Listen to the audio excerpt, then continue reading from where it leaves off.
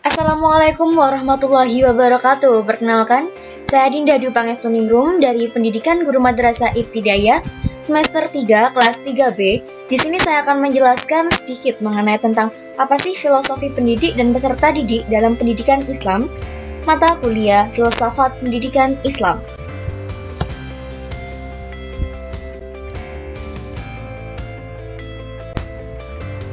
Langsung saja di sini ada pengertian pendidik menurut para pakar.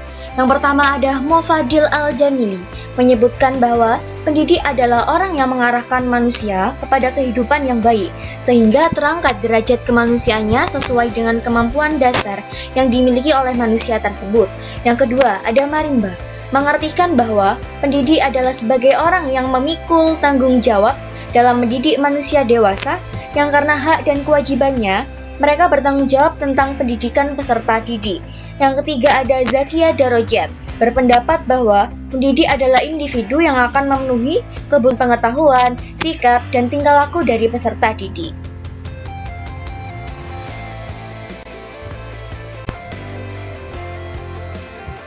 Nah, selanjutnya ada pengertian secara etimologi. Di dalam Al-Quran ditemukan beberapa kata yang menunjukkan filosofi pengertian pendidik. Yang pertama adalah mu'alim. Nah, apa sih mu'alim itu? Ya, baik, mu'alim adalah orang yang menguasai ilmu, mampu mengembangkannya, dan menjelaskan fungsinya dalam kehidupan, serta menjelaskan dimensi, baik secara teoritis dan juga praktisnya. Kemudian yang kedua ada murabbi. Nah, apa sih murabbi itu? Murabbi adalah pendidik yang mampu menyiapkan, mengatur, mengelola, membina, memimpin, membimbing, dan mengembangkan potensi kreatif dari peserta didik yang dapat digunakan bagi pengelolaan dan juga pemanfaatan sumber daya alam yang berguna bagi dirinya dan makhluk Tuhan di sekelilingnya. Nah, yang ketiga ada mudaris. Yang mudaris ini adalah pendidik yang mampu menciptakan suasana pembelajaran yang dialogis dan juga dinamis. Nah, selanjutnya ada mursyid. Nah, mursyid ini merupakan seorang pendidik yang menjadi sentral figur bagi peserta didiknya, yang memiliki wibawa yang tinggi di depan peserta didiknya, yang mampu mengamalkan ilmu secara konsisten.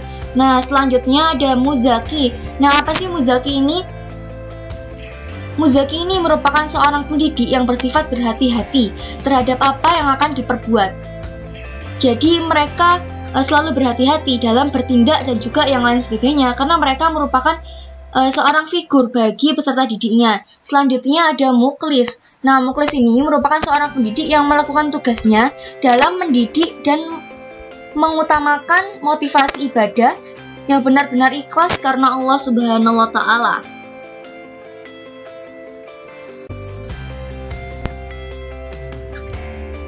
Nah, setelah kita menyimak dari pengertian yang telah saya utarakan tadi, kita dapat mengambil kesimpulan bahwa filosofi pendidik dalam pendidikan Islam itu merupakan seorang muslim yang telah dewasa yang mendidik, membimbing peserta didik dalam hal pengetahuan, pengajaran sopan santun, budi pekerti, akhlak melalui pengajaran ke arah Islam, serta mampu mengembangkan potensi peserta didiknya.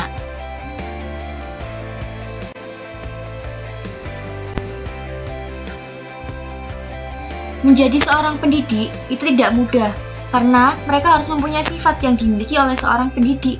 Mereka harus mencerminkan beberapa sifat yang mencerminkan bahwa dirinya adalah seorang pendidik. Nah, apa saja sih sifat yang harus dimiliki oleh seorang pendidik? Yang pertama, ada ikhlas dan juga zuhud. Yang kedua, ada rendah hati dan juga sabar. Yang ketiga, ada penyantun dan juga penyayang pastinya. Yang keempat, konsisten. Dan yang kelima, adil dan juga terbuka terhadap peserta didiknya. Langsung saja kita lanjut kepada tugas umum seorang pendidik. Nah, tugas umum seorang pendidik yaitu mereka sebagai Waratsat al-Anbiya, yang artinya mereka mengemban misi rahmat lil alamin, yakni suatu misi yang mengajak manusia untuk tunduk dan patuh pada hukum-hukum Allah guna memperoleh keselamatan dunia dan akhirat.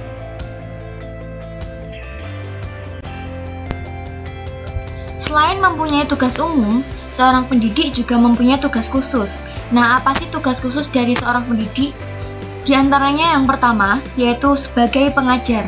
Mereka bertugas merencanakan program pengajaran dan melaksanakan program yang telah disusun, serta memberi penilaian terhadap program yang telah dilaksanakan.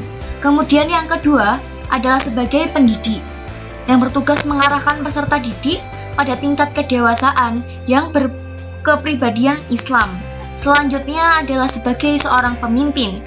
Mereka memimpin dan mengendalikan diri sendiri, peserta didik, dan masyarakat yang terikat.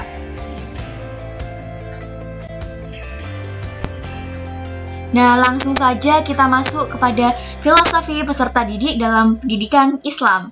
Menurut bahasa, peserta didik dalam bahasa Arab terdapat berbagai istilah. Nah, di antaranya yang pertama adalah tolib, yang mempunyai arti orang yang menuntut ilmu. Yang kedua ada muta'alim, yang berarti orang yang belajar. Yang ketiga ada murid, yang berarti orang yang berkehendak atau ingin tahu.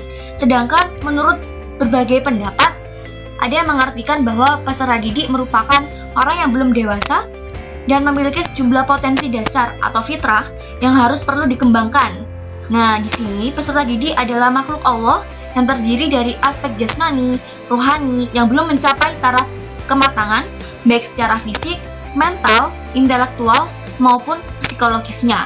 Nah, yang kedua, di sini peserta didik merupakan makhluk yang terdiri dari dua unsur utama, yaitu jasmania dan juga rohania.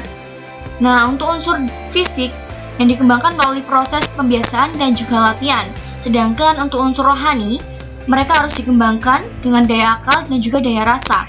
Daya akal di sini dapat dikembangkan melalui proses intelektualisme yang menekankan pada ilmu-ilmu rasional, dan daya rasa dapat dikembangkan melalui pendidikan ibadah dan juga akhlak tentunya.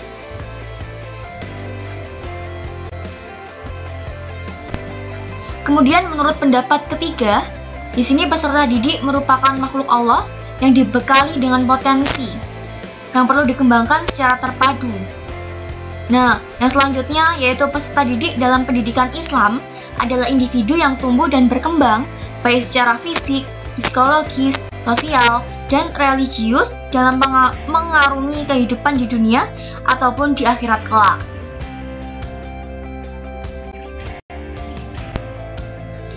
Peserta didik juga harus mempunyai akhlak yang baik. Salah satunya, yang pertama adalah mereka harus memuliakan guru dan menunjukkan sopan santun. Yang kedua, mereka harus jujur dalam bertindak dan bersungguh-sungguh dalam belajar. Ini merupakan suatu kewajiban dari peserta didik. Yang ketiga, memperhatikan guru saat proses belajar. Dan yang keempat, beradab saat duduk, bertanya, berbicara, dan mendengarkan pelajaran.